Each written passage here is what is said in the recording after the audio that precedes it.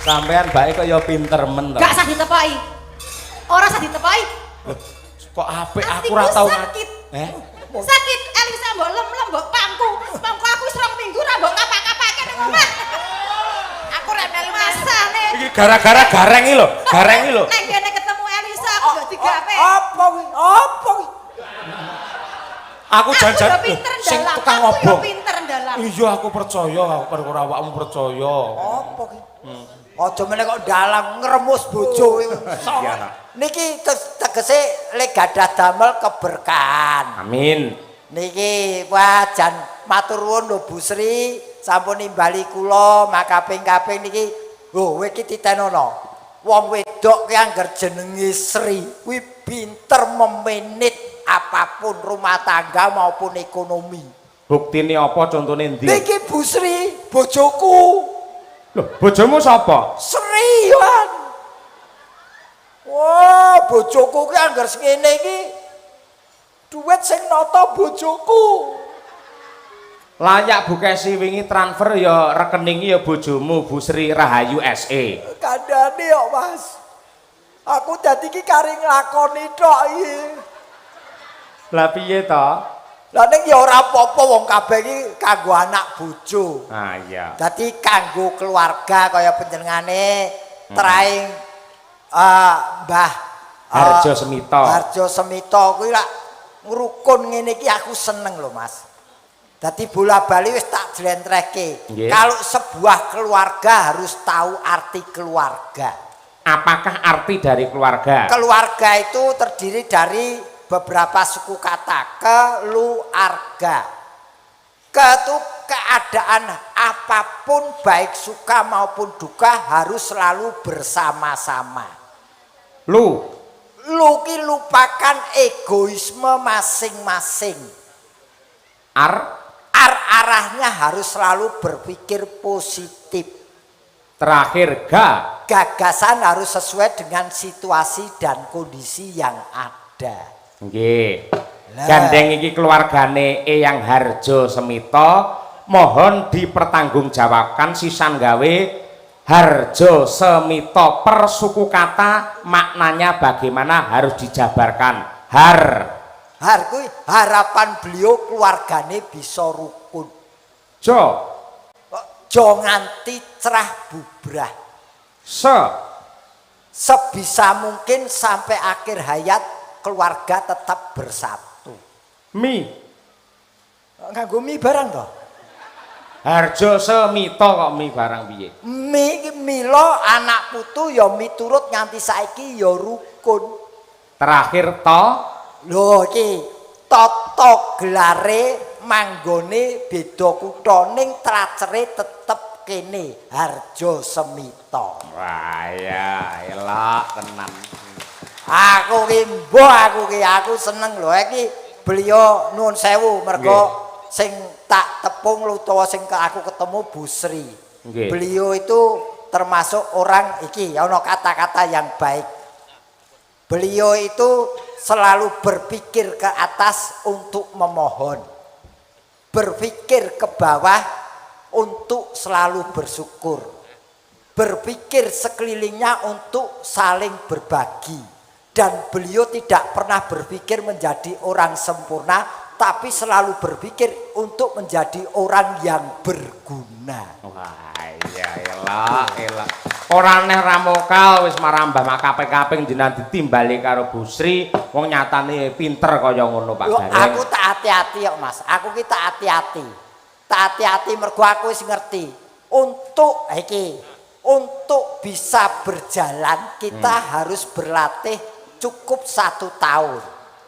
Tapi kalau untuk menjalani hidup ini butuh waktu bertahun-tahun supaya hidup kita tidak salah jalan. Wah, iya. Kata mutiara dan bijaksana. Iki ora mutiara iki yo senja utama, terus biru malam. Kuwi kereta api ya, Nyok. Argo Sindoro. Tegese kata-katamu bergas apik penuh nasihat ngono lho. Lah ya kuwi. Iya. Dadi ngono lho Mas, dadi awake dhewe iki hidup harus selalu apa ki belajar. Dadi ora ana kendhat anggone mikir lan sinau. Bener mergo sak larang-larange bondo kuwi ngelmu ya ta, sak apik-apike tumindak Cocok. heeh. Ning tenan lho iki nggone rowo lho. Iki biyen ki riyen nggih mriki nggih Bu Sri. Nggih mriki nggih. Wah, marai jarake biyen le nanggap kesuwen dadi aku lali. Ayo kudune ditimbali matur nuwun. Nggih. Tur yo ditata bergas lho Mas Gareng. Sing genah Ha.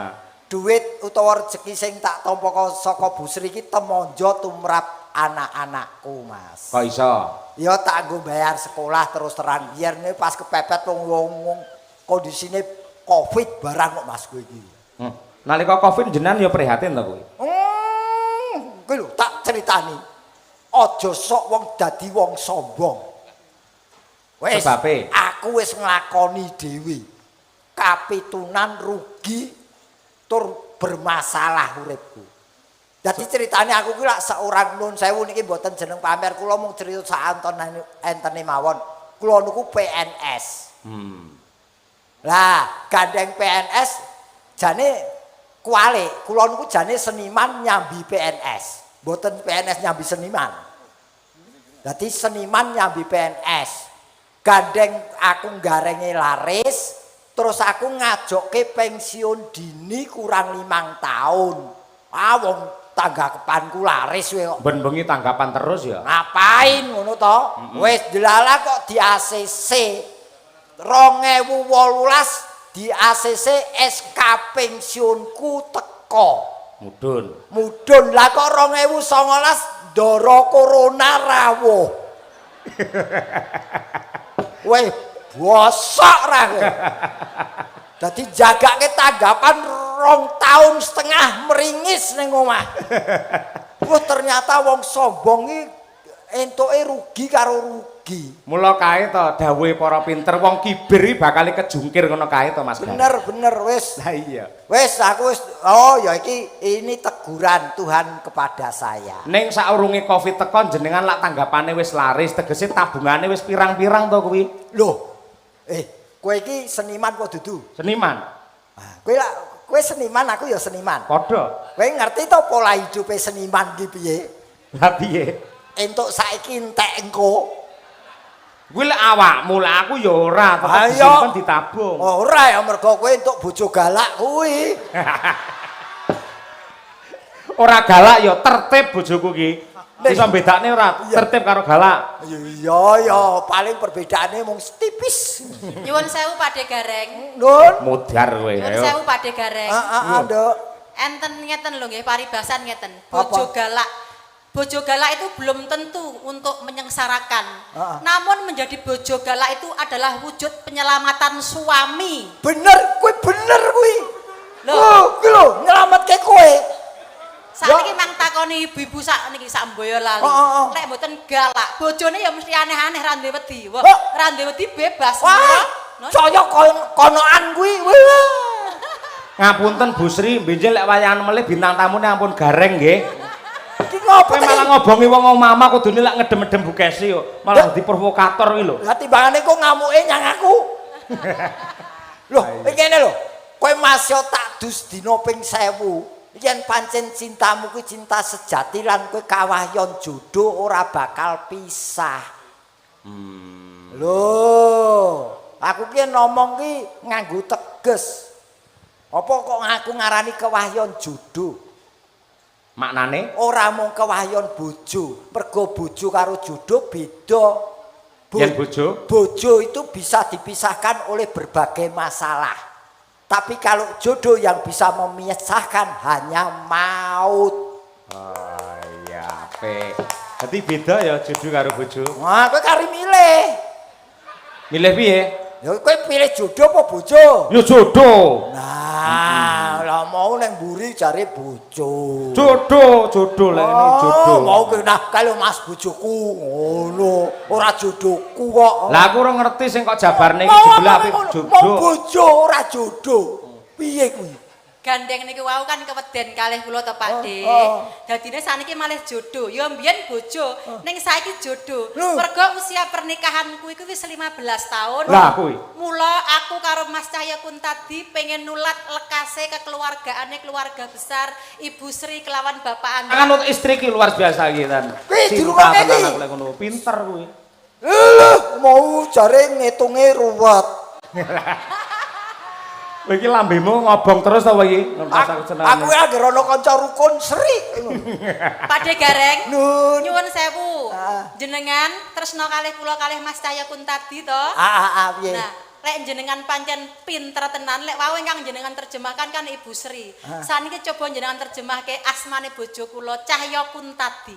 Lek jenengan saged terjemahke, panjenengan mengke kula caosi napa nggih tali asih saking keluarga besar Bu Sri. Lah niki kanca-kanca pikantuk rokok sedaya termasuk niki dipun paringi sedaya amplop niki cacahe komplit 1 kru 50 orang. Nah niki mengke kula bagi kalih kanca-kanca. Matur nuwun Bu Sri, Pak Andreas. Termasuk niki lho, napa jenenge? Oleh-oleh bingkisan. Nah, ayo saiki jenengan terjemahane Cahya Kuntadi lek apik langsung tak bagi nang kene. Apapun saya lakukan demi rokok. Martabatnya kalah karo rokok iki piye kowe iki? Lah wong ki dopingku ki ya rokok ora. Ora ngerokok ya kecut, pipone anyar ora dirokok ngopo? Oh, iki sido lagi. Iki ya dirungokke. Ya sing apik ora. Jenengmu sapa? Lho. Mbak iki arep entuk rokok karo jenenge dalang ora apal ora. Sing tak eling-eling mereke rokok ora jenengmu kok. Cahya Kuntadi. Cah Blitar manggon ning Karanganyar, ya ora? Bener, Yo. Yo iki dalang sing nyambi dosen, ya ora? Bener. Kuncara asmane dalang sanggit, ya ora? Tandange ngedapi-dapi. Dipek kesi, ya ora? Pinter. 100 Pak De Gareng. Gur salaman tok. Oh tenang, Mas Cahya. Napa? Nyuwun sewu, kula badhe kepareng nyuwun wedal sekedap. Napa? Ngaturaken tali asih tondo tresnanipun Bu Sri sekeluarga kunjuk dumateng sedaya kru, yoga, sinden lan kru teng Jawi. Niki. Kita dilut ya, Pak. Lho, entek-entekane rokoke didom. Oh iyalah. Didom yoga. Lho kuwi sing pancen bagiane yoga kok pancen kuwi kok ya. Kowe entuk rokoke mergo aku, wingi aku nyalek ora mbok pilih. Bojoku loro dhewe ya. Akeh men to bubu ngono. Sik amplope Pak De. Bojomu Sindene ya tenang wae, tenang. Bojomu ki aja mbok kei rokok terus rokoke ya sak gawekno grobok ngono lho. Kanca-kanca pengrawit, Pak De sik. Wah. Iki jane iki bojo dalang podhek poletor to ta?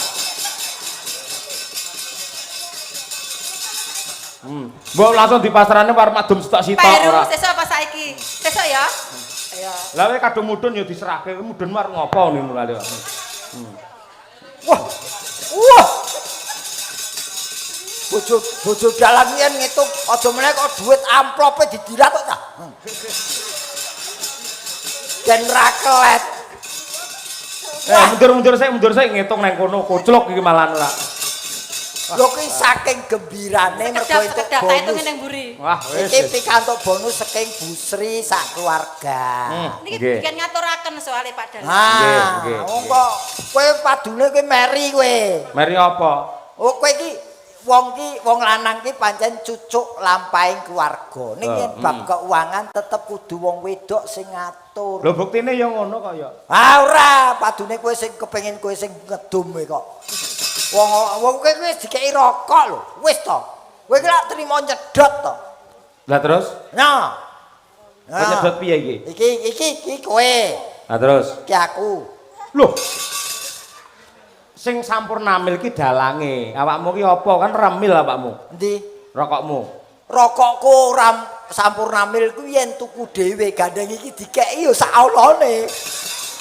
Lah kuwi biar kok rokok kuwi nggo. Apa? Kuwi ya kok rokok. Didol. Lah, Wong diparingi ya ora dirokok. iya.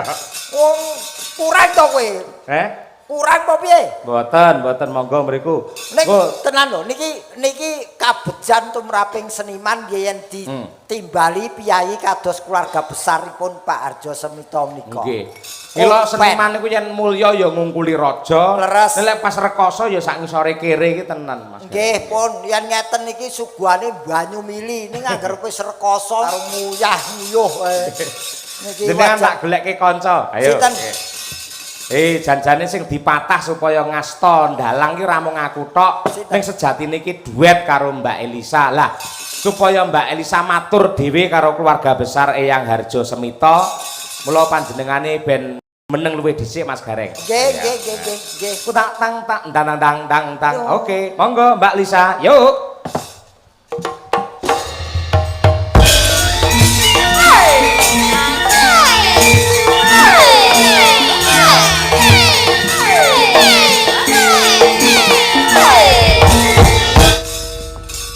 Geng dalu Mbak Lisa. Ngaturaken sugeng dalu wilujeng dalu masange yulimbo pacaya kuntadi ingkang kula tresnani Pade Gareng ingkang kula hormati lan kula puji-puji pepunden kula. Amin. Yang jagat raya. Pepunden jagat raya. Aku kaya globe. Sampeyan aja kesusu seneng. Terbukti loh. Seorang gareng iki ora mung siji loh, saiki teng tlecek kaya tumo ning dindi ana gareng pletek gareng niku kan berarti minul yang jagat raya. Nek ya ora kaya tumo to. Motor pating tlecek kaya telek. Itu berarti kan berhasil toh Pak De. Sampai di istilahnya banyak yang meguru kalian panjenenganipun. Aku ora iso berbagi rezeki arupa duit ning berbagi rezeki arupa kepinteran. Kabisan, ilmu. Nah, niku lebih apa ya? Lebih mendalam dan bisa lebih durasinya lebih panjang. Nah niki wajan kabejan piyai mriki niki sowan niki Elisa sapa jenengmu? Niku lho sampun katulis kaserat Elisa Orcarus Alaso SSN MPSI. Oh, sarjana seni mampu pesing. Magister psikologis. Jangan emosi, Waduh, jangan emosi. Mas Elisa Orcarus ora pecus Orcarus Alaso. Orcarus Alaso. Injil leres. Orcarus Alaso ki apa nama marga do? Boten. Lasso ki Orcarus itu maksudnya ki shining. Nur nek cara Jawa. Oh. Cahyo. Iku. Nah sama cahyo. Oh, cahyo. Basa kerene Orcarus. Cahaya. Jane Orcarus karo cahyo iki padha. Plek. Gitu. Sama arti. Plek. Sama arti. Ning akhire ra iso plek mergo bojone galak. Iki esen ki kowe biyen sekolahe seni, leres Pak De, riyen wonten seni. Isi apa isi STSI? Isi Yogyakarta, jurusan pedalangan. Oh. Nggih, lan kula tapi wis isi ora STSI apa? STSI mbiyen ki Sekolah Tinggi Seni Indonesia. Terus munggah derajate dadi institut. Jare rektormu ki STSI sekolah tanpa sinau iso. Ora ngawur, tetep sinau. Lek sinau malah lebih ganda, lebih akeh. Oh ngono ya. Ning nggih. Iki kamu betul-betul mencerminkan bahwa seniman sekarang tidak bisa dipandang sebelah mata dengan adanya seorang seniwati seperti kamu. Kok ngaten? Loh, kejaba pinter, wasis dan mumpuni. Loh, wis kowe iki paket komplit. Pinter, ayu, bawaan apik, dandan besus, iso diapusi. Niku sing poin penting. Kene diapusi. Ning sing baku ngeten Mbak Elisa jenengan perlu wigati menika matur kalian Bu Sri Sagotra nggih. Kalian Bu Sri, Pak Andreas Sagotra sedaya kulawarga besar Harjo Semito. Kula menika kepatah dados dalang. sejatosipun. Bengi iki. Nggih, dalu menika kepatah dados dalang duet kalian Bapak Cahyo Kuntadi. Nggih, sampun rumiyin sanget nyuwun mendhawuhi saya sama Pak Cahyo untuk duet. Biyen. Nggih, nanging dilalah kersaning Allah. Menika kula wonten alangan. Nggih, alanganipun dilalah ibu saya baru sakit jadi nggak ada waktu untuk bisa kansen. Nggih, kencan bareng karena harus menunggu di rumah sakit lama. Betul. Tadi yang nyambut gawe separuh-separuh ya ora ape. Nggih, mekaten. Jadi kemarin saya izin Bapak Cahyo sama bisa diteleponkan pada Ibu Sri dan keluarga Cahyo. Ning upami Elisa sios dalang mengke malah bingungke Bu wong ngomongane pating pelkutuk ngaten. Oh iya, setetek yo ngerti aku wong yo sinau nggon dalang yo Kok setetek ki apa? Paham aku, aja sepelekake aku. Ya piye? Aja sepelekake aku. Sepelekake. Aja sepelekake. Setetek aku ora mudeng kok sepelekake. Aku ya iso tetepan walaupun mung setetek mboko setetek. Setitik mboko setitik. Ora seteteke diboko. Niku maksud kula, nggih niku kula saged lah. Saged. Nggih. Ning gandeng wektune ora iso, iki ya nyuwun pangapunten, kepeksa ora iso. Boten saged. Dilalah niku nggih kula mboten Natalan kalau wingi juga karena ibu sakit sama. Jadi emang waktunya sangat mepet sekali dan sangat mendadak. Pangapunten ingkang kathah karena yang utama walaupun kita punya pekerjaan banyak, walaupun kita menyukai seni, walaupun kita mencintai pekerjaan kita, tapi yang kita utamakan itu kasih sayang kita pada orang tua. Betul. Ya. Iki patut minangka contoh. Kuwi sing marake awak dhewe iso rumaket anggone paseduluran dimulai dari rasa cinta kita nomor 1 karo ibu. Betul. Nek wis seneng karo ibu, mencintai ibu bagaimana beliau melahirkan kita, kita sadar diri. Ojo nganti natoni perkataan kita, ojo nganti natoni ibu. Ya. Seko dhewe menyayangi ibu nanti kita bisa tuwuh rasa tresno awak dhewe karo bapak. Nek wis tresno karo bapak ibu, iso tresno karo sedulur kabeh sak keluarga besar Harjo Semito iki mergo saka awet mung rasa tresno karo wong tuwa. Iki. Ngono lho, ya to. Aku kaya omongan karo Elisa iki kaya omongan karo ahli jiwa. Iya. Kok kandhani mambu pesing kuwi mau kok Padek. Iya sangat luar biasa ya mergo kebijaksanaan saking Bu Sri sak keluarga satemah panjenengane tidak mempermasalahkan Mbak Elisa. Monggo kemawon bebas mawon menawi Mbak Elisa mangke kersa mayang nggih. Syukur wadene mboten nggih mboten napa-napa. Ning ya nggih tamba napa nggih kuciwa penggali keluarga besar Bu Sri jenengan raketan sak kemperangan ya mayang rene. Nggih, mengke kula limbukan wonten mriku nggih mboten napa-napa kula siap. Heeh. Ning saurunge limbukan jenengan nembang sik sepisan. Nggih, wonten pamundutan menapa? Mboten, menika alhamdulillah Saking mboten wonten. streaming nggih mboten wonten. Mboten wonten, merdika panjenengan kagem keluarga besar Eyang Harjo Semito. Monggo merdika Mbak Elisa. Sing petingan kanggomu, Nduk. Petingan apa? Kadung tresno, Nah, Pak. kuwi, Oke, nggih. siap. Nggih, kadung tresna sak bawanipun Mbak Lisa. Siap. Adung tresno. Gareng kemeruh ora. Nggih. Darminto iki. Apa? Darminto. Oh iya. Nggih. Rina wangi dadi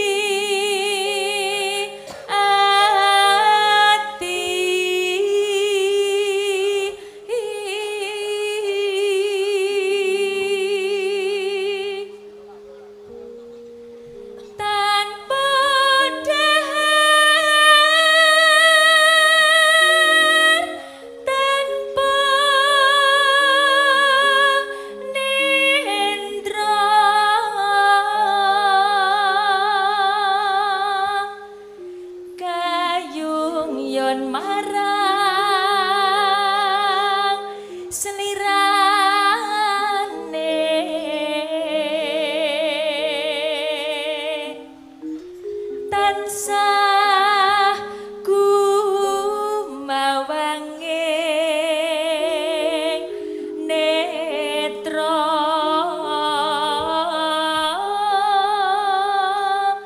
jero ati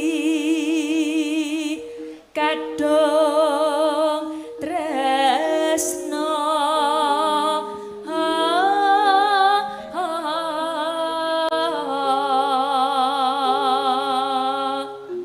dan liya amung sliramu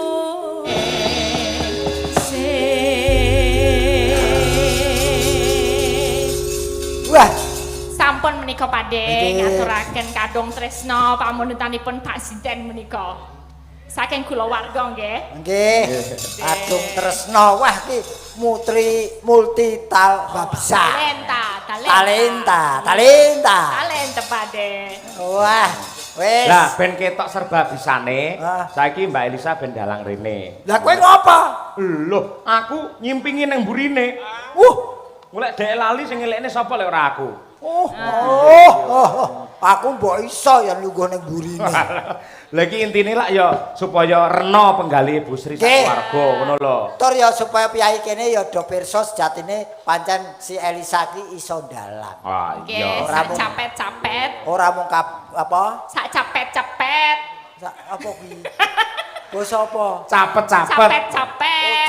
Capet-capet kok capet-capet. Kene Mbak, ayo. Kono. Masih ada waktu lumayan setengah jam Mbak. Ayo kene. Setengah jam. Iki wis ana iki. Apa kaya. Nggih anu sing dikersakne ngono dadi pemain spanduk ngono kae dadi ben ora kecewa. Nggih. Jan. Anu tulung iki sing dalang Elisa. Kowe isah-isah ning mburi ono. Dinggelmu mlocot ki ora. Lah ku timbangane nganggur ngono lho. Nguyuh aku nguyuh. Ya Mbak kene Mbak. Ayo. Nyuwun tepuk tangan yang meriah untuk Mbak Elisa Urcaro Salaso. Nggih, persembahan untuk keluarga Bu Sri. Ya Mbak, maju. Tak pasangke mike. Loh, sing yo aku no asistene kok yo sampean iki enek-enek ora. Walah. Iso sila ora? Lek ora iso tak silakne. Ayo kene. Suwi ra metu lho iki Yan. Eling-eling aku iki. Aku tak ora nyawang Mbak ya.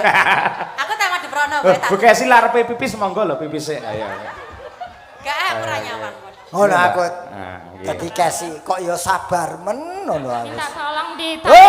Ngapunten nggih Bu Kesi niki nggak bisa nali sendiri saya, jadi harus ditali. Oh, kowe upama bojoku. Iki aku sing ngono lho, karo bojoku wis diparut mesti wis.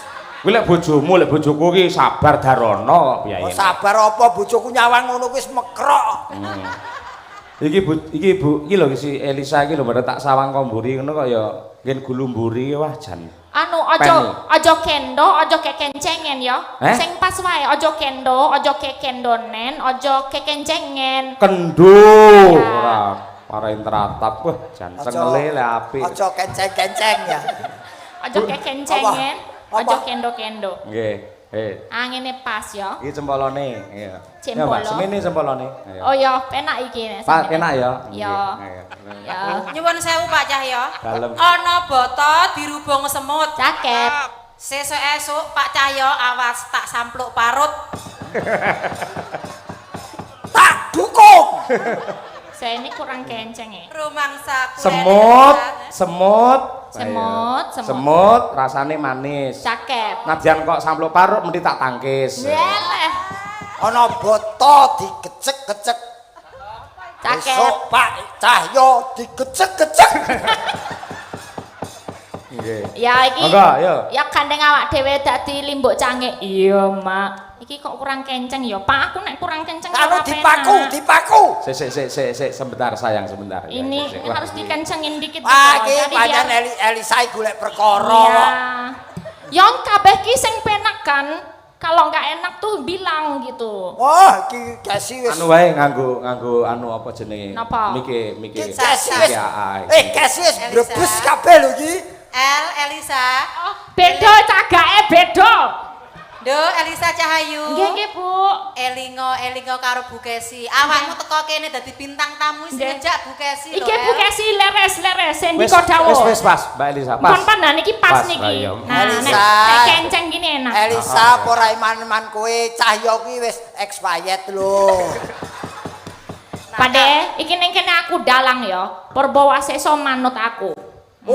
Oh, wis dadi dalang ya iki kok tak. Lah iya no. Saiki kareng diam dulu. Oh iya. Ini limbuk cangik mau ngomong. Oh ya iki. Nduk. Iya, Mak. Iki awak dhewe sak loron dadi nyuli. Dadi limbuk karo cangik. Iya, bunga sampur jane mono awak dhewe kon duet karo Ki Dalang Cahya Kuntadi. Ora dadi ngopo, Mak. Ning saiki awak dhewe nyuli raketang mung sedhela. Enake kepiye? Kaya burung ya. Hah? Ya wis apik terus. Ojo gagas penonton. Penonton sok cangkeme elek. Seneng kaya ketiban apa Mbak Elisa? Hah? Seneng kaya ketiban apa mau? Ora krungu aku. Kaya ketiban apa sampur? Oh, sampur. Ya. Ketiban sampur. Awak dhewe kanugrahan iso lungguh ana ning bantale Ki Cahya Kuntadi kene. Wong lungguhe aku ora apa-apa lho kowe iki. Rasane piye nduk? Anget, Mak. Penak apa ora penak bul bantale empuk. Iki penak ya dhewe kepe lah yo ak dhewe tugas dadi dalang berarti matah bintang tamu gareng karo Cahya Kuntadi.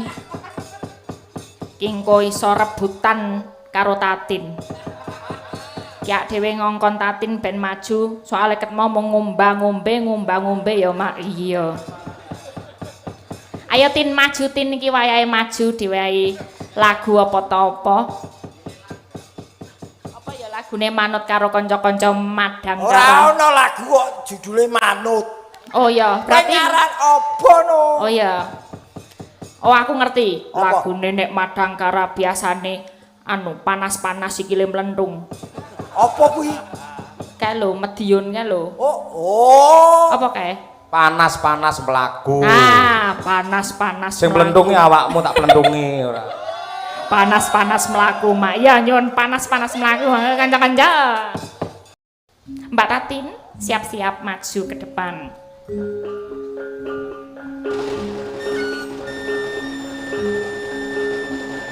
Sepur Argo Bromo segera diberangkatkan.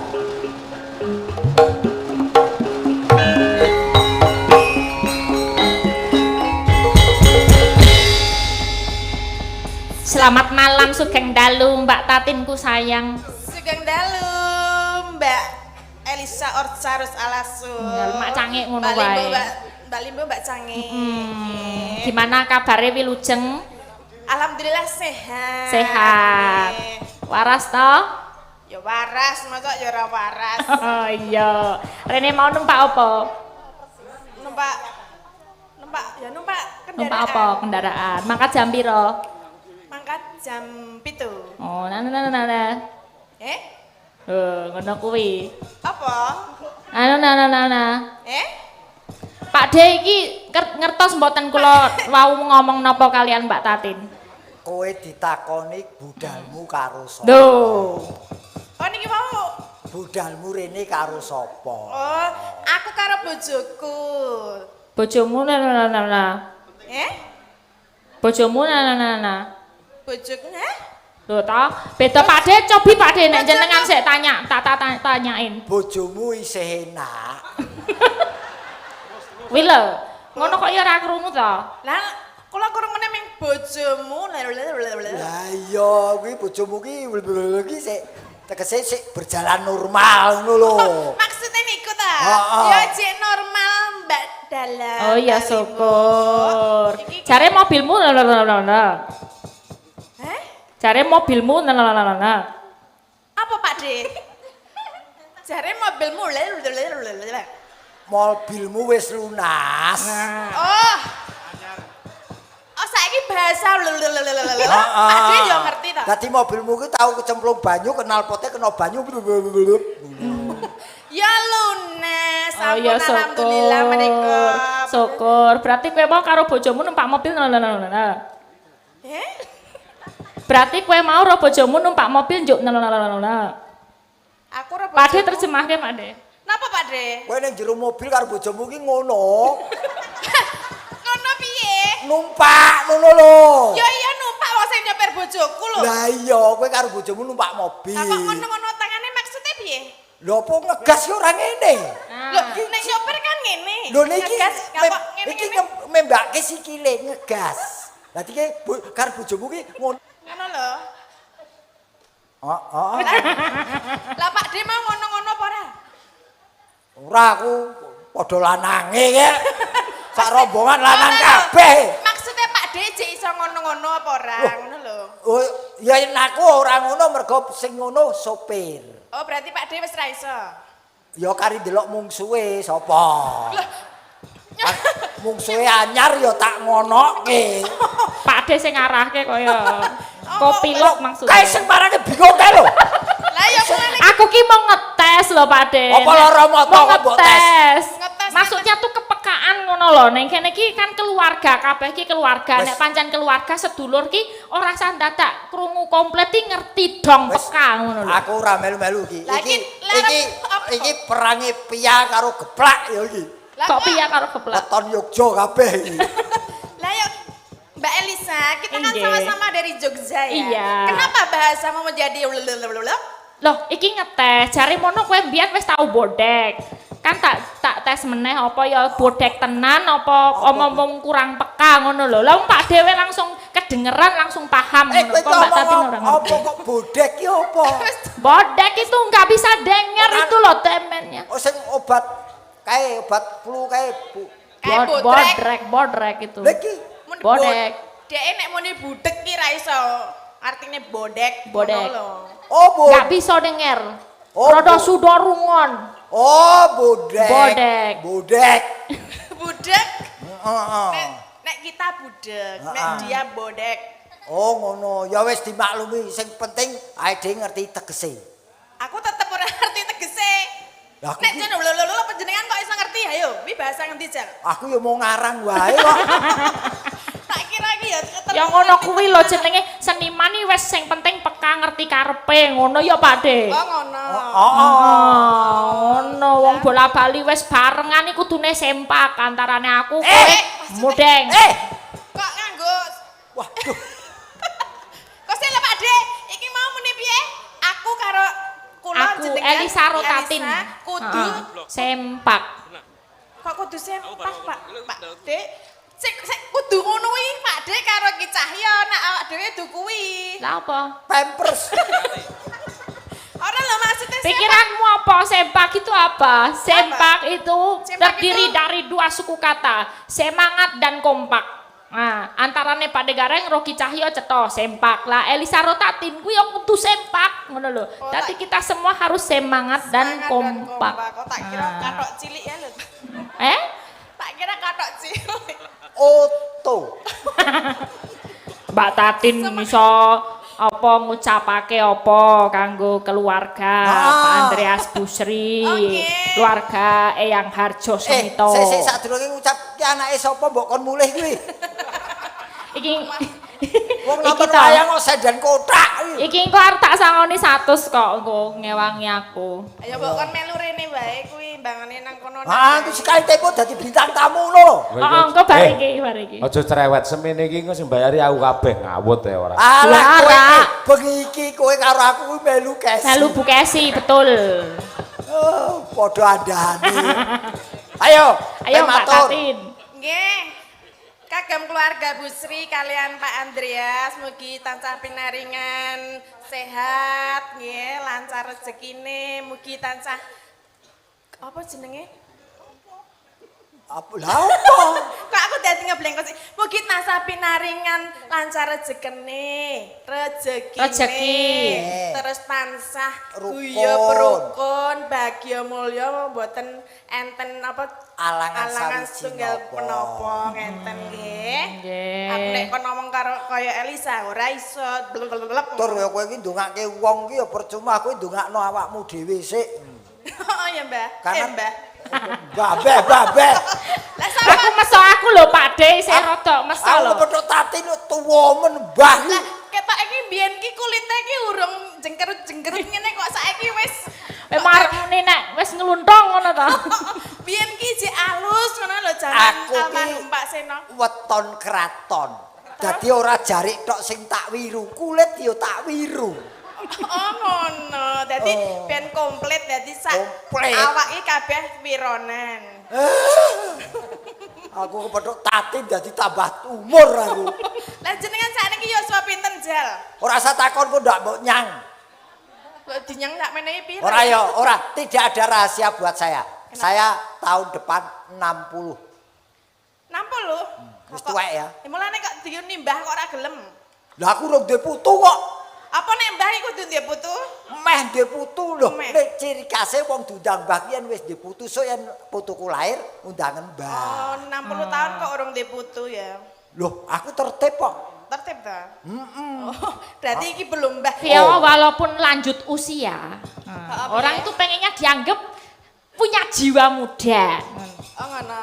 Jadi walaupun lanjut usia, itu pengennya dianggap berjiwa muda, tetap timur. Cah loro ki doar perebutan warisanku waduh. Ya ora. Kene mbah kono jiwamu. Wis iki saiki kowe kudu diketoke kaprawiranmu mumpung kepethuk dalang wedokan kuwi. Kok dalang wedokan? Kok dalang wedokan? Wedok. Iya dalang wedok ning ki cake kaya wong lanang dadi wedokan. Nah, Mergo dalang kok tetep sikape kudu kaya wong lanang. iya bener. Nek dalang wedok iki malah penak apa luwih gampang apa luwih angel? Lho, Angel dalang wedok kuwi. Angele piye? Angele iki nggo nyabetke wayang kuwi ora seprigel karo dalang lanang. Ora iso? Ora iso seprigel dalang lanang. Mergane? Mergane iki delok ya. Lho. Nah, ana sing mengganjal. Nggon arep nyabetke iki ana sing marai ganjel kuwi lho, kuwi sing Tapi marake nek ra keprak iso. ya jek ngono. gene ora ana sing ganjel, sok meneh nang dalang dilaminating. Kaya ana dalang laminating dulu ke Wong kari fotokopian. kabeh kari anu sing carane kepiye kok terganjal oleh situasi dan kondisi. Nah yo, Dicoba. Elisa luar biasa, apa-apa iso lho Pak. Iso, wis. Dalang iso, Iso. nyanyi iso, Nyinden oke. iso, Nabuh oke. nyopet ya oke. Nyop. Iki lho kancamu dhewe lho. Iki Mbak Tatin ana spesial permintaan lho iki. Napa? Mbak Tatin kudu gandrung Pak Cahyokun tadi. Ya ana permintaan tenan. Dadi sing gandrung kudu Mbak Tatin. Pak Cahyokun tadi carane iki pasif. Nah, sing aktif sing wedok. Nah, engko sing dadi embane Pak De Gareng. Aku ora mlebu aku. Lah piye? Ditonton wong akeh dadi ban. Lah kon dadi Loh, apa? Yo. Purbawaseso ki dalang lho, Ora, aku bebas dadi- dalang arep dadi kepiye aku kok. bendahara. Oh, bendaharane buka sibuk niki nganu nggih kula nyuwun izin nggih menika. Nggih wis siap kok. Mbak Tatin gandrung Pak Cahyokun tadi. Terus lakone apa? Lakone gandeng sing wedok sing gandrung berarti Mbak Tatin dadi suminten ngono. Kun, ayo kun. Kun. Kum cengelmu iki ora. Nah, Oh, yo Sing aku. komplit ngono lho. aku- Cahyokun tadi Pak kan. Cahyokun lah, tadi lah, engko aku- dadi Mas Broto. Mesune karo Elisa kok ndengoke karo aku. Ayo. Ya. Oke. Biasanya aku lek diperintah karo sapa-sapa iki emoh. Mau terus. Gandeng sing perintah iki wong ayu to, dadi aku gelem kalian iki. Oh, ya. Pak. Iya, sama-sama. Oke. Alah, kok Ini tenang aja, ini cowoknya pasif, jadi yang aktif nanti harus yang cewek. Nah, kok nek Mbak Tatin kurang aktif, engko tak kritik engko, dicomot karo Bu Kesi. Oh, dicomot kok wis lunas kok. Oh, toh, kok aku urung. Iki piye posisi kula pripun iki? Oh, jenengan dados broto, mengke sik nganu, sik ngoyak-oyak ben Mbak Tatin. lah, Maksudnya Mbak kula linggo napa ngadeg? Oh, lah. Ya ngadeg. Nah, menika Purbawaseso penonton pripun Pak Cahyo menika jumeneng napa lenggahan mawon? Jumeneng nggih, Pak. Wong nggih. lanang iki kudu ngadeg. Nggih, pangapunten Pak Cahyo. Siap, Menika nggih. panjenengan Mosok wedok. nggih. Ayo. Ayo to. Yo, turuk. Ngono. Jarwing jarwo.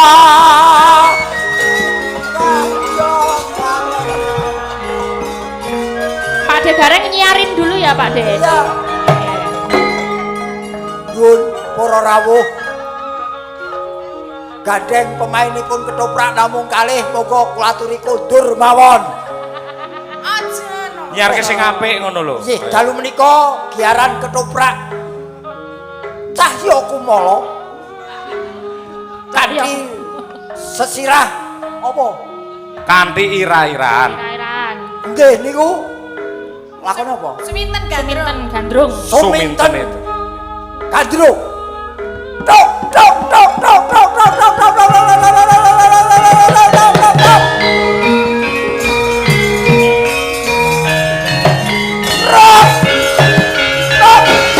Wah, sabar telo. Ngopo? Ayo, Mak. Mas Brata. Kusik. Ndak sawang yen ora kleru kang dadi panyawangku. Iki kaya suminten sing mrepeki aku. Kula Den Mas Brata, kula menika sampun madosi panjenengan wonten pundi-pundi kemawon kok ya ketepune nang kene ngono lho. Bekasi ora sir pipis-pipis sik ngono lho ta. Den Mas, Kepiye kula suminten? menika madosi panjenengan ket wonten pundi to? Kusik Apa ya, kudune kowe lak ya ngerti karo tata krama. Lah napa to? Kowe iki wong wadon. Kudune pinter ndelikake wadine. Kenapa kok kowe wani gepok singgol kelawan aku, suminten? Lah kula menika sampun kapan saestu kalian panjenengan lho Den Mas? Banjur yen wis ketemu karo Mas Broto, apa sing bakal ndok tindakke ae? Kula pengen ngomong sethithik kalian panjenengan. Mara kage matura sing ndok karepake kepiye? Den Mas, menika wiranipun kok mboten sae kula benake to Den Mas.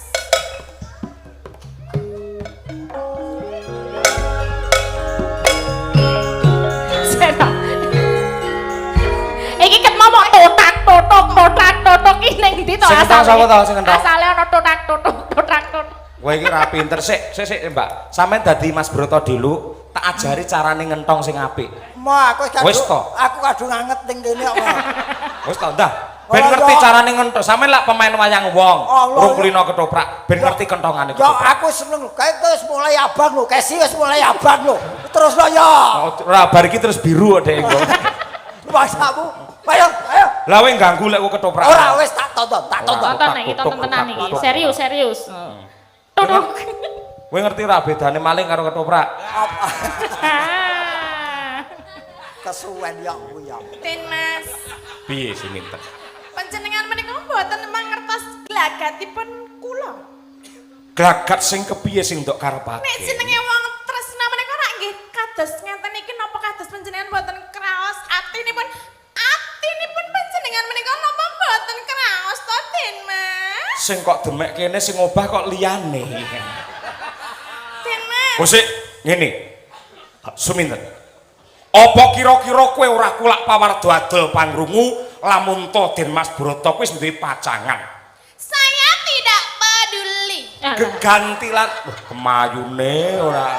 Den Mas, kula Ketoprak saya tidak peduli. Mengko dhisik kok ngacung-ngacung terus to niki iki kula menika tresna saestu kalian panjenengan lho Den Mas. sing dadi mutiaraning uripku Kusik. Ah, Sing dadi arep nandi? Ngene wae lho.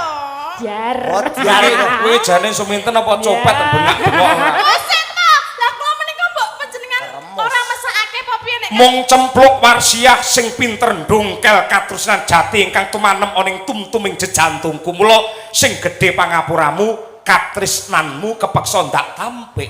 Pik. piye sapa?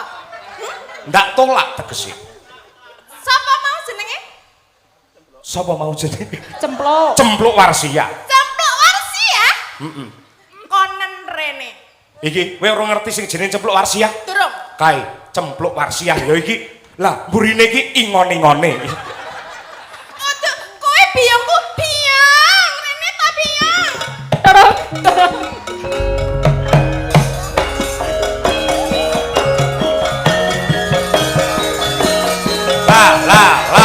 Ya.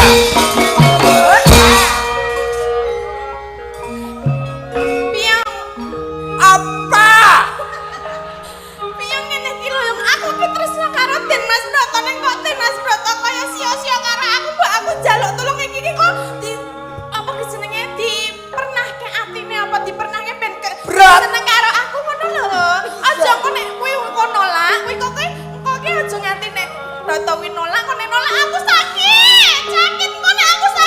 ngomong dhewe kono.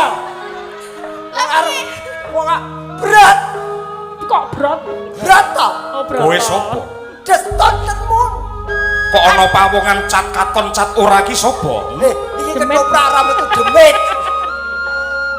Kok kowe tega suminten? Apa kowe pancen tega? Mlotrak, Mban. Apa kowe ora eman nyawang ayune suminten?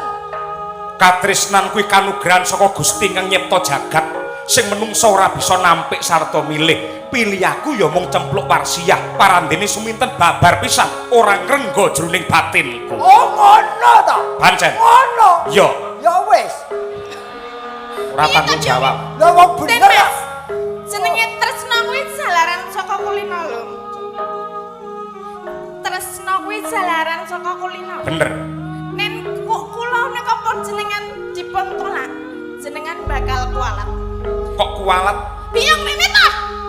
Kok dadi kowe iki ra iso iki lho, iki kenapa dadi nganu terus iki lho. Lah yen kowe pancen tresna karo aku napa dadak lantaran biyong iki? Panjenengan ora manut karo aku. Mongko biyong iki lak ya ora tanggung jawab. Biyong iki ora tanggung jawab. Kudune iki pinter nyimpen wadine wong wadon. Parandene kok kaya ngono. Biyong. Iki lakone pembantaian apa piye? Maksudnya bae ditembungke ben nganti dadi ngono lho. Broto. Piye? Welas sono anakku, Broto. Welas kepiye sing tu karepake? Ora ketang amung sedina. Dadi bojone Aja sedina 5 menit bae aku terima. 5 menit yen pancen ora enak balekno. Kok ngono to? Oh, ya iso kaya 5 ngono. menit andum katresnan ngono lho. Andung katresnan. Ora bisa. Katresnan iki dudu barang lelemeran. Ning kuwi sifate suci. Ora kena kanggo dolanan. Bener. Aja ngono, ning aku tresno tenanan ku nek jenenge nampik wong wedok, engko bakal ditampik genti ngono cepet. Broto. Brat. Broto. Berat. Berat. Kamu mau enggak? Tompo toto. Ora bisa. Ora ketang mung sakedheping netra tampa nang anakku. Loh. Kowe iki dapuk dadi sapa jare emban kok wong tuane si Suminten? Kuwi adopsi. Toprak adopsi. Lah wong iki boke ngono lho. Aku iki boke Den Mas Suminten. Broto. Nek pancen kowe tresno karo jenenge sing cempluk warsiah konen rene. Praktane cempluk warsiah monggo Bu Kesi Rahayu tok tok tok tok tok tok. Monggo Bu Kesi.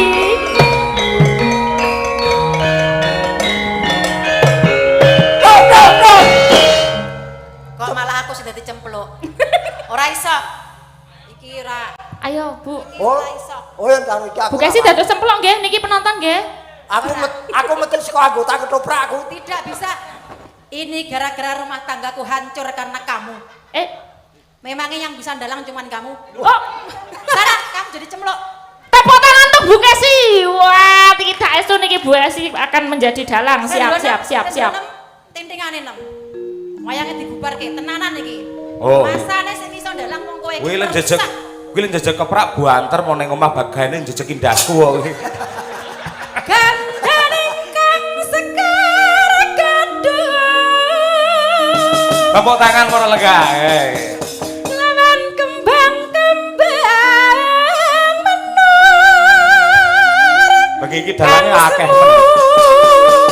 Arum. Ora usah nganggo iki. Moh aku kuwi tipakmu. Moh. Winaran ayat-ayat ayat katiku sumamangambar waraku sing dupa kanggo melon kelon kati mega lir membo Bathara. Piye coba? Wah, Masane luar sing biasa. dalang kok Elisa tok. Sayangku, luar Masane kok biasa. bisa? Aku malah lagi ngerti sama iso ndalang apike kaya Iso mengkono. iki lho diteruskan serpak ayo. Nandani lawang to kowe. Lihat langning kalanggian aglar panda moncar ya. Sing marahi sapa kowe? Ayo sana.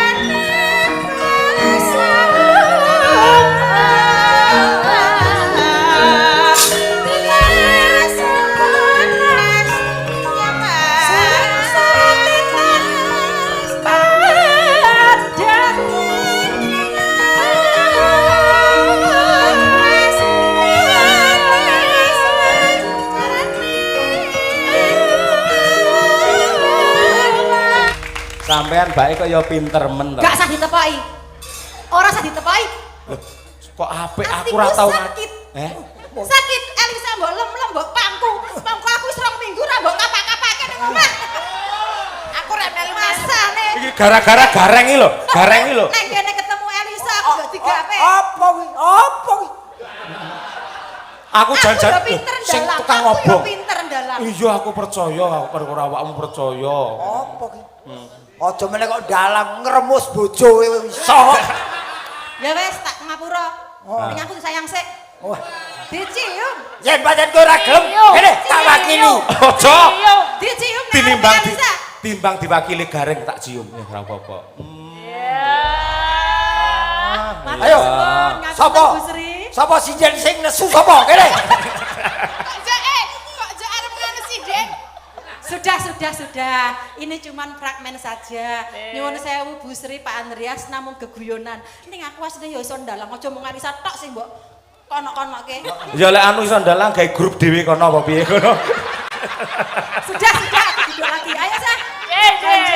Lanjut. Luar biasa. Saya so guyon jenenge geguyon ya kaya ngene iki. Ketoprak bar ki. Daro. Baleke separuh.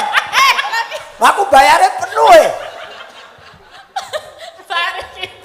Wah, jan iki pancen yen iki kowe ora tanggung-tanggung. Elisa Tatin ki wis digodhog rampuk paribasane. Heeh, diplites ora iso mati. Ora iso mati. Wis ana wae kepinterane sing kudu ditokke. Mula mumpung iki ditimbali Bu Sri ning telatah kene ditanjakke. Iya, genah. Ayo apa? Aja meneh kok kon nembang kon joget kon ketoprak kon usung-usung gamelan ku lho iso. Ora iso turai. Wah iya. Kon gendong Pak Dre ya iso. Pilih gendong arep pamburi kene. Ya. Oh. Ya. Ayo kanca-kanca yoga bubuk sik ya.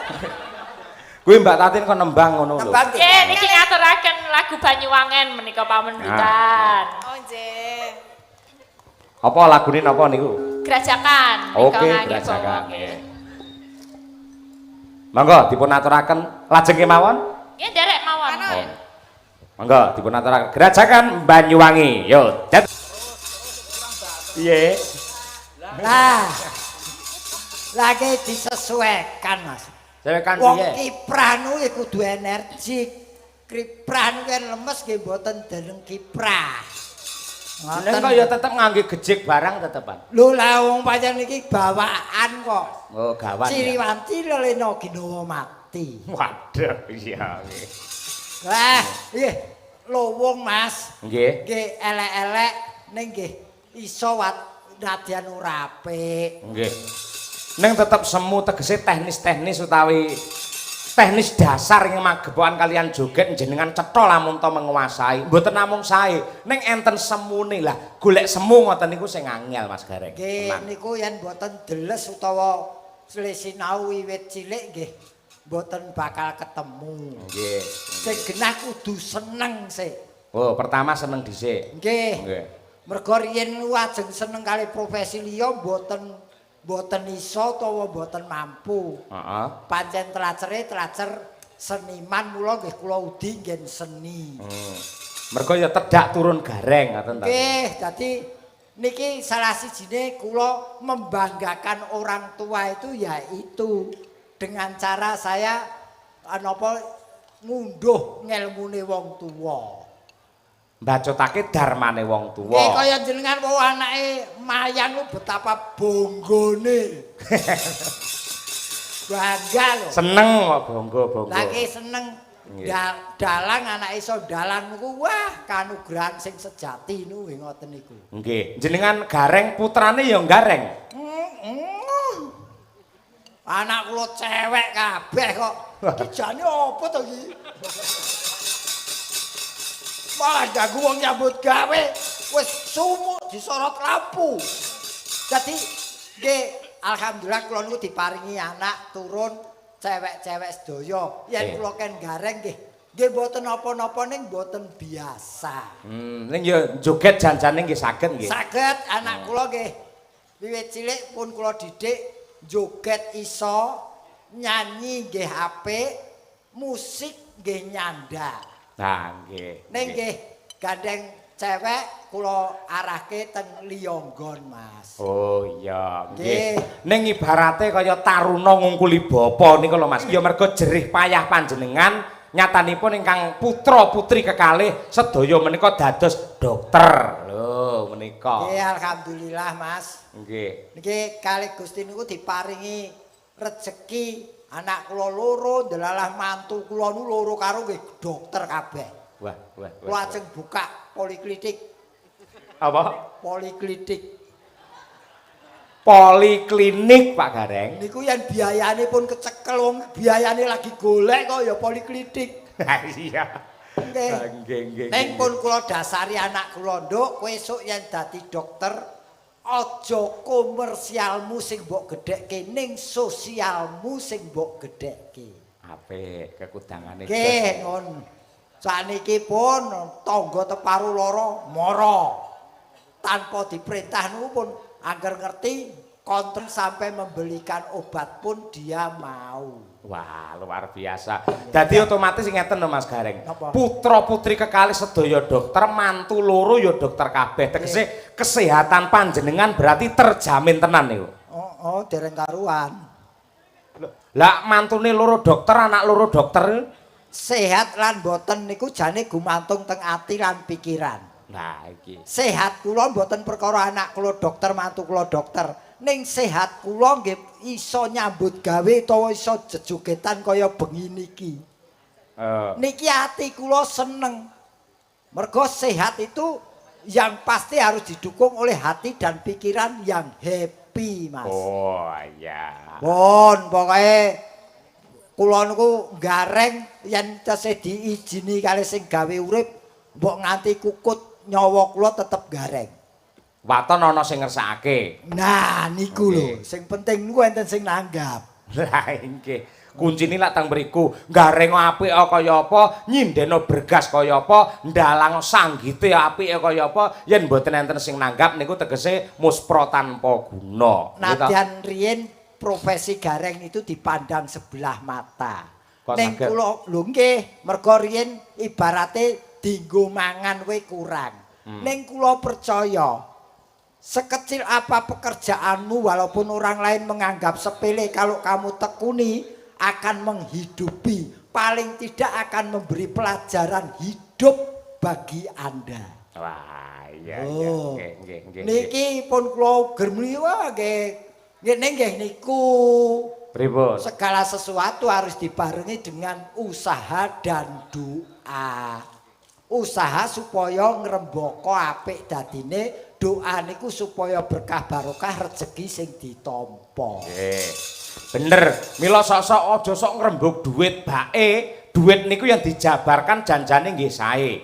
DUIT. Tegese doa, usaha, iman dan takwa ngoten nika Mas Gareng. Nggih, ning yen lugune orang hidup jangan tergantung pada uang. Terus? Karena dengan uang Anda bisa membeli jam tangan tapi belum tentu bisa membeli kesehatan. Wah. Jam tangan kok kesehatan. Belum tentu bisa membeli waktu. Oh iya. Dengan uang Anda bisa membeli rumah sakit tapi belum tentu bisa membeli kesehatan. Betul. Dengan uang Anda bisa membeli kesenangan tapi belum tentu bisa membeli kebahagiaan. Kesenangan kali kebahagiaan itu benten nggih. Kesenangan itu hanya terletak di mata dan pikiran, tapi kalau kebahagiaan sudah di hati. Wah, nggih. Jenengan ngumpul kula ngeten iki ngelmu tuwane tambah. Mare yo sampean iki arang-arang ngejak. Sampeyan aja ngluputne aku to. Kula niku lho padha karo pelayan to, tegese mung nderek manut kalian ingkang kepareng nimbali. Lah niki sing perlu dingerteni para penonton mliginipun ing mapan wonten YouTube sing sosok protes. Bintang tamune mbok kae. Lho sing jenenge seniman niku mung mili ibarate banyu kalian kersanipun ingkang kepareng nanggap. Lah ngono to Mas Gareng. Aku ya ora arep ngoyak rejeki. Mergo rejeki kene tak oyak diseneni bojone. Lho, kok iso? Lho lha kuwi rezeki bojone slamet lho. Malas nggih. Kita datang untuk apa? Nah, kita ada berbuat apa dan besok pergi membawa apa. nggih. Yen cara Jawa kae ya ngene kae. Kowe iki apa iki jenenge urip ki arep ngopo? Nah, Yen wis urip kuwi njur kepiye, pungkasane urip menyang endi ngono kae. ah ngoten niku. Leres nggih. Harus selalu siap. Karena nun sewu ora wong kabeh mengko bakal nglakoni bahwa nanti akhir hidup kita itu datangnya ibarat air hujan turun ke bumi. Terus? Dia jatuh tanpa menunggu yang dihujani bawa payung apa tidak. Wah, nggih. Ora kudu mendung dhisik, ngerti bres ngono. Mula harus siap. Nggih, leres. Lah, niki ngeten. Pak Gareng, niki wonten request utawi pamundhut saking keluarga besar Eyang Harjo Semito lumantar Ibu Sri Nggih. ingkang ngersakaken nenggih sepisan lagu Lintang Asmara angka kalih menika Podang Kuning. Nah, niki mumpung nun sewu enten ratune Podang Kuning. Nah, niki Ratune ndi?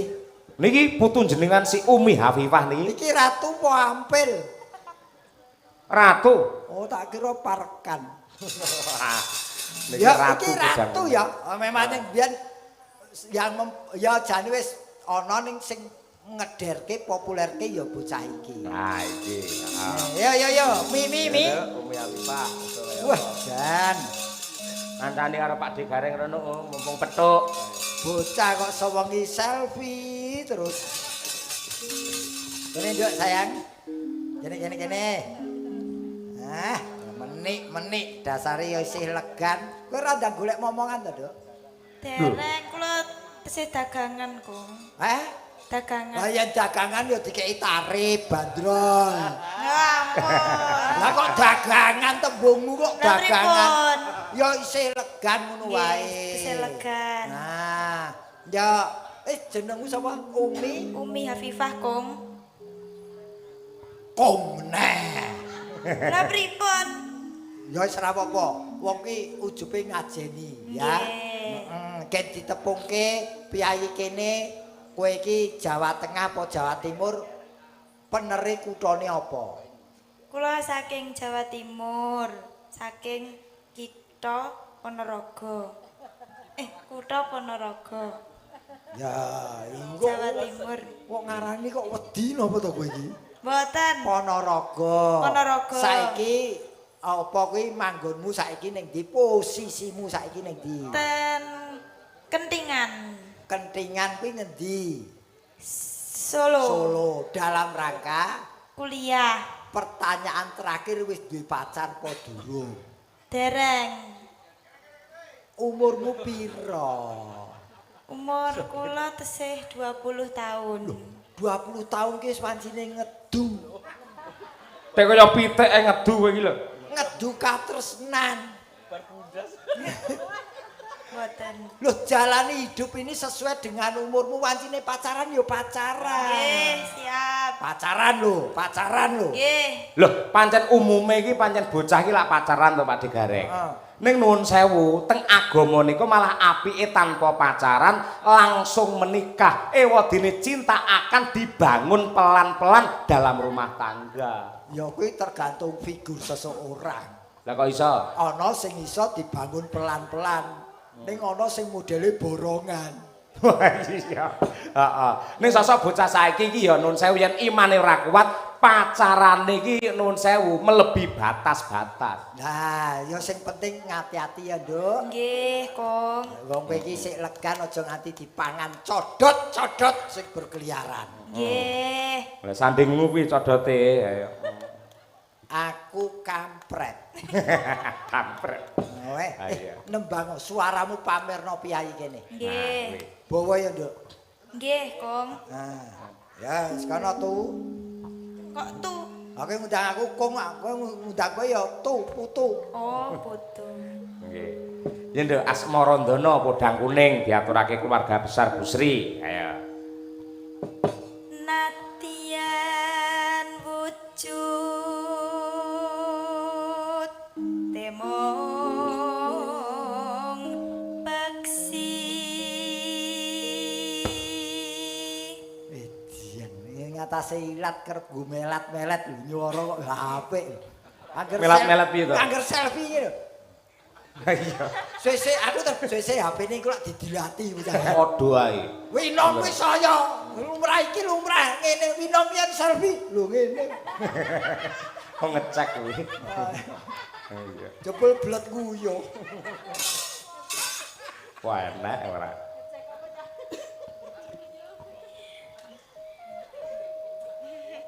Aja guyu golek pangan iki. Ki golek dhuwit guyu.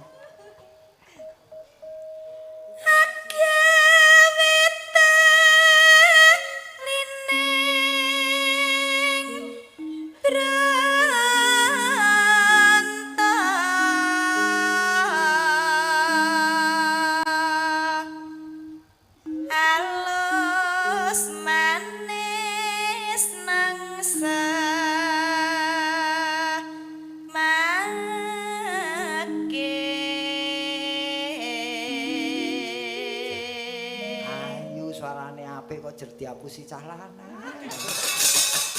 Ora diapusi, ngapusi dhek iki. Ngapusi lho. Mboten. Mboten. Godhong mau nyuwek dadi banyu moh. Apa kuwi? Nyapuk. Oh,